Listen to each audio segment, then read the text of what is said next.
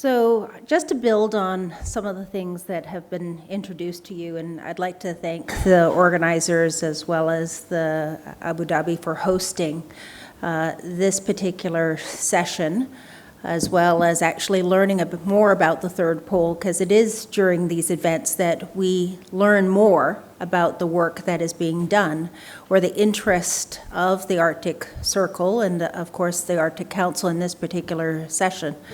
So I come from Iqaluit, which is the capital of Nunavut. It's situated on Baffin Island next to Greenland. I always have to say that because everyone seems to know where Greenland is, but not where the fifth largest island is in the world.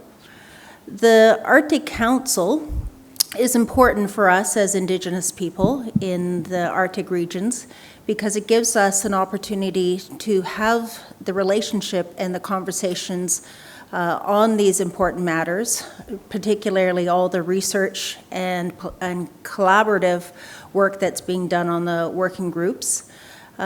If we weren't permanent participants, I know that a lot of the work that would be done would not necessarily, be remembered that there are Indigenous peoples and Northerners living in the Arctic region. It ensures that our voices are heard. We often say as Indigenous peoples in the Arctic realm or in the Arctic discussions is nothing about us without us. We often are a tiny population and limited resources, so our ability to participate is challenged. We try to send as many of our delegates as we possibly can, not only to the Arctic Council, and their working groups, but also events and venues such as the Arctic Circle. So while Mead spoke about a coalition of governors, I have been able to participate in a coalition of mayors when I was a mayor. But there are many, many different events that are happening, and they all seem to at least feed into the work of the Arctic Council.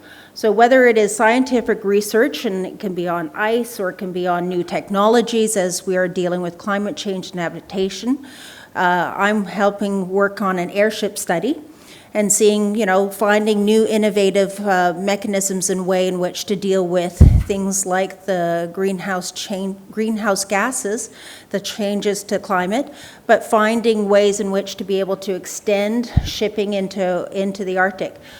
We know that we need to have these conversations at the international level because whatever solutions that we're working on are not something that is just unique to one part of the Arctic. It is absolutely more often not applicable to the other parts of the Arctic region. So the ability to actually have our scientists and have our businesses and have our politicians being able to interact with each other year after year, forum after forum in many different parts of the world, allows us to know what work is being done and to ensure that that work and research is something that we can learn and see whether or not it's applicable in our own regions, because simply there is not enough resources at an individual community level or at an individual regional level or even at our nation state level.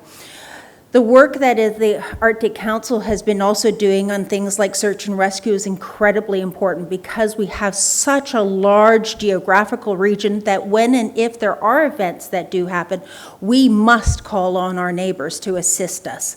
So if an incident is happening in Greenland, they will call Canada. If an incident is happening in northern Canada, they will call Greenland. Similarly, Alaska or the Nordic regions. I'm very, very fortunate to be able to participate also on conversations that are on defense and security. And because our notions of security do go beyond just sort of the military defense component, and we're now seeing that level of cooperation regarding NORAD or NORAD modernization, where infrastructure deficits historically have been so immense in our regions, is that as we build out now new infrastructure that is good for our defense, it must also be good for our communities.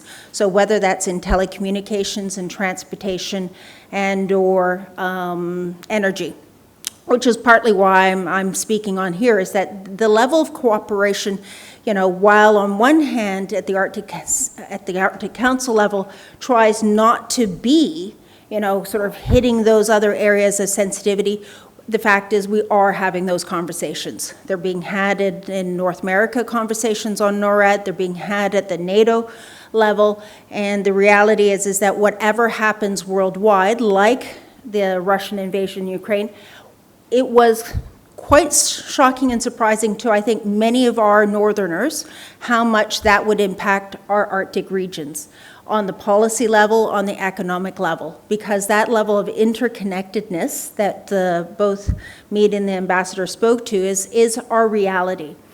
I know I've probably gone beyond my own 5 minutes, but I do want to say is that there is the need for those cooperative engagements, similar to what we even had at lunchtime, is building those relationships, fostering and sharing those exchanges allows us to better share the work that we're doing, the ability to cooperate and coordinate the necessary solutions that we need at the political level, we need at the economic and the investment level, and also to be able to understand where we culturally can support and meet each other. Thank you.